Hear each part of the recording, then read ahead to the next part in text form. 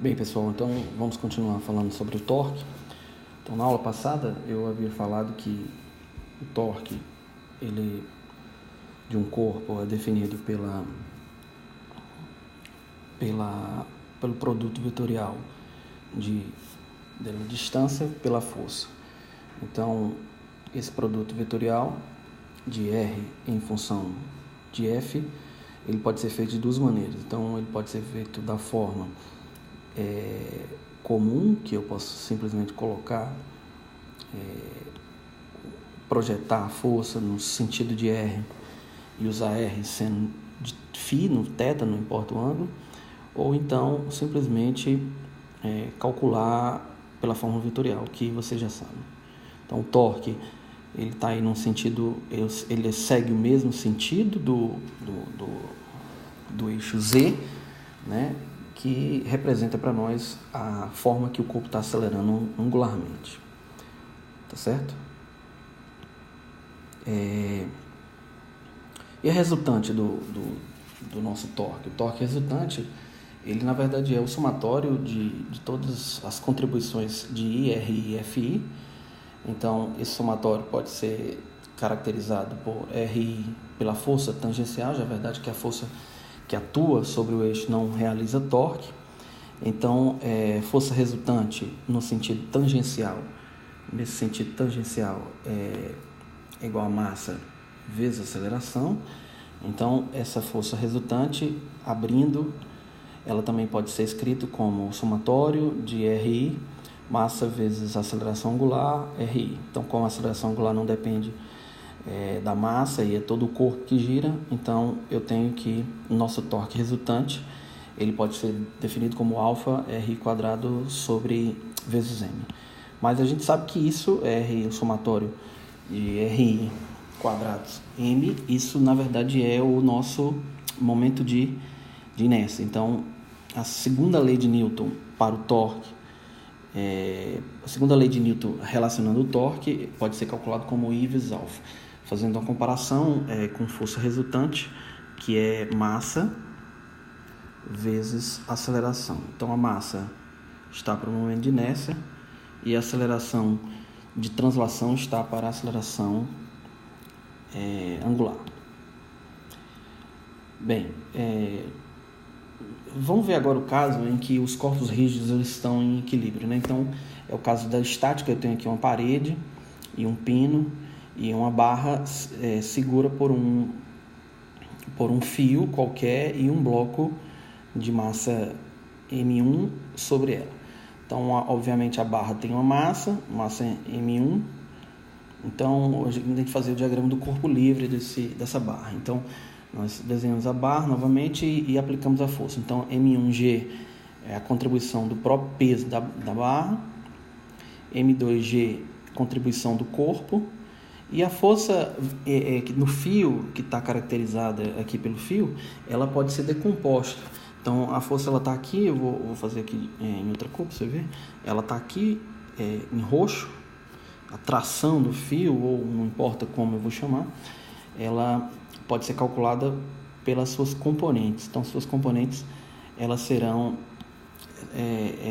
representadas por nessa extremidade. Mas o pino também tem uma reação. A reação ela é semelhante ao torque, ou melhor, a tração no eixo Y da outra extremidade, tá certo? Então, o somatório, as condições para que ocorra equilíbrio, obviamente, pela primeira lei de Newton, é que a força resultante seja zero. Então, eu coloquei aqui duas direções, a direção X e a direção Y. A direção X, ela vai ter aqui a soma de Fx mais x igual a zero. Logo, Fx, ela tem o sentido contrário de Tx. Então, Fy, Ty mais Ry menos G, a soma das massas. Aqui eu já simplifiquei, já coloquei menos M1G menos M2G. Isso tudo é igual a zero. Então, eu tenho que... A outra condição agora é que o torque resultante seja nulo, entendeu? Essa é a condição para que a barra não gire. Então, se ela não vai ter aceleração de rotação, tá certo? Então essa é a condição de que o torque que ela não gire, tá certo? Lembrar que Fx, Rx, Ry não realizam torque, tá certo? Por que não realizam torque? Obviamente porque eles estão sendo atuados no cima do eixo de rotação.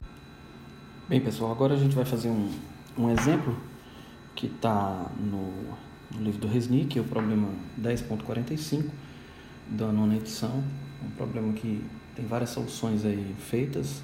Eu tenho um corpo e esse corpo em duas distâncias R1 e R2 atuam duas forças sobre ângulos θ1 e θ2. É uma distância R1 e R2 de um centro O. Tá certo? Então, no problema, ele fala que ele é submetido a essas duas forças, ele dá os valores, né? Então, ele dá os valores de F1, que é 4,90 newtons, F2 é 4,20 newtons, R1 igual a 1,30 metro e R2 igual a 2,15. Ele dá θ1 175 graus e θ2 igual a 60 graus. Então, esse problema é um problema fácil, é um problema meramente de aplicação, é um problema simples. Então, ele quer saber o torque resultante. Então, o torque resultante ele vai ser igual ao torque 1 mais o torque 2. Observe que eu coloquei aqui vetorialmente, por quê? Porque a gente tem que lembrar que o torque está na direção do eixo Z, então ele pode ser para cima ou para baixo. Então, como é sempre num sentido, então eu posso inclusive tirar o símbolo vetorial. Então, o torque resultante vai ser F1 R1 seno de θ1 menos F2 R2 seno de θ2. Por que eu fiz isso? Então, tem que lembrar que, por convenção, sempre quando um corpo rotaciona no sentido anti-horário, nós vamos usar torques positivos, entendeu? E para o sentido horário, torques negativos. Então, a força F1, ela faz com que o corpo gire, né, no sentido anti-horário.